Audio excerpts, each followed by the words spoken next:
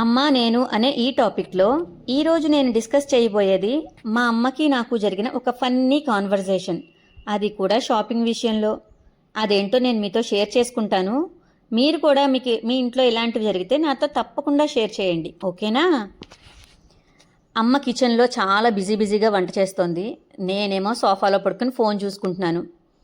స్నేహ స్నేహ ఎక్కడున్నావు అని పిలిచింది మా అమ్మ. ఇక్కడే హాల్లో ఉన్నానమ్మా, చెప్పు ఏంటి విషయం అన్నాను నేను. ఎంతసేపు ఫోన్తోనే ఉంటావా, లేకపోతే ఇంట్లో నాకు సాయం చేసేది ఏమైనా ఉందా అంది అమ్మ. ఇప్పుడు అంత అర్జెంటుగా ఏం పనులు చేయాలమ్మా చెప్పు అన్నాను నేను. నాకు కొంచెం బయటికి వెళ్ళే పనుందే, నాన్నగారు వస్తే కొంచెం భోజనం పెట్టు. అన్నీ రెడీ చేసి డైనింగ్ టేబుల్ మీద పెట్టాను, సరేనా? నేను వెళ్ళి రెడీ అవుతా అంది అమ్మ.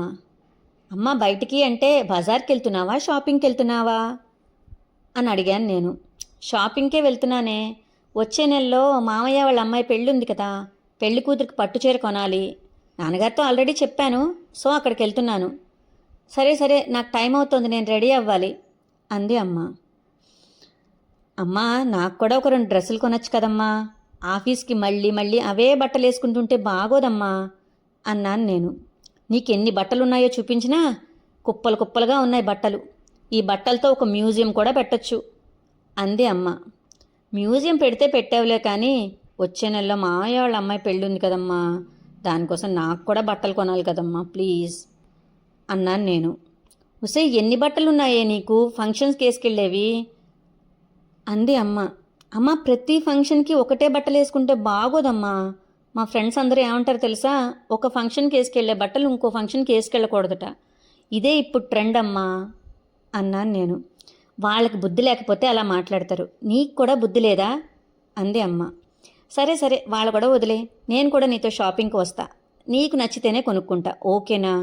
ప్లీజ్ అమ్మా ప్లీజ్, నాన్నగారికి ఫోన్ చేసి చెప్తాను, నేను కూడా రెడీ అయిపోతాను, వెళ్దాం ఓకేనా అంటూ నేను కూడా లోపలికి వెళ్ళా. అమ్మ నేను రెడీ అయ్యాం, షాపింగ్కి బయలుదేరాం. షాపింగ్ మాల్లోకి వెళ్ళాక నేను రకరకాల డ్రెస్సులు చూస్తున్నాను.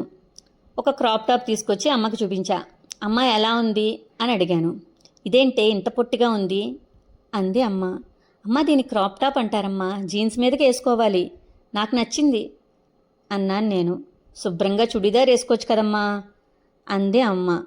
అమ్మ నువ్వెప్పుడు అవుట్డేటెడ్ డ్రెస్సుల గురించే మాట్లాడతావు, ఇప్పుడు అందరూ జీన్స్ క్రాప్ టాపే వేసుకుంటున్నారు అన్నాను నేను. సరే కానీ స్నేహ, నువ్వు కూడా మామయ్య వాళ్ళ అమ్మాయి పెళ్ళికి చీర కొనుక్కుంటావా? మంచి చీర కొంటాను, బంగారు తల్లివి కదా, పెళ్లి కూతురులా ఉంటావు అంది అమ్మ. ఇప్పుడు నన్ను పెళ్లి కూతురు అనుకున్నారనుకో చాలా పెద్ద ప్రాబ్లం వస్తుంది, నిజం కదా అన్నాను నేను.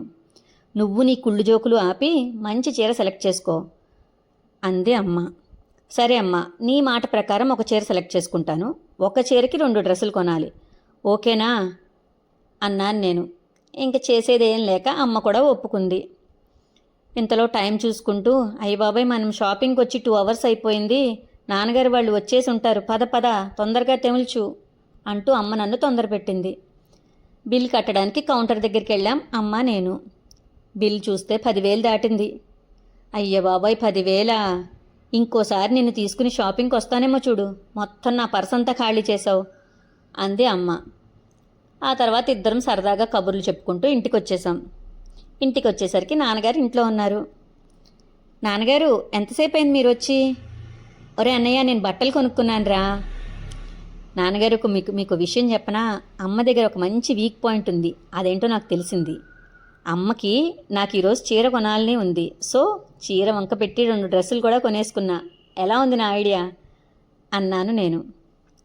సరే సరే చూడండి నాన్న, నా సెలెక్షన్ ఎలా ఉందో చెప్పండి ప్లీజ్, అన్నయ్య నువ్వు కూడా చూడరా అన్నాను నేను. నీ సెలెక్షన్కి ఏంటమ్మా, బంగారంలా ఉంది అన్నారు నాన్నగారు. ఇది బిల్ ఎంత చేసిందో తెలుసా మీకు?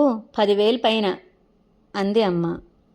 పోనీలేవే, పెళ్ళి కావాల్సిన పిల్ల, దానికోసం మంచి చీర కొన్నావు కదా, అలాగే ఆఫీస్కి వెళ్తోంది, దానికి డ్రెస్సులు కూడా కావాలి కదా, పోనీలే ఈసారికి ఇంక దాన్నేమనకు అన్నారు నాన్నగారు.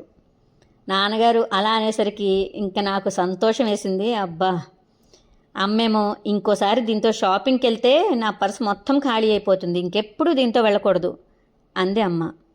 అమ్మ నువ్వెన్నోసార్లు ఇదే మాట అన్నావు, నువ్వు చెల్లినొక్కదాన్ని షాపింగ్ పంపిస్తావా? పంపించవు కదా.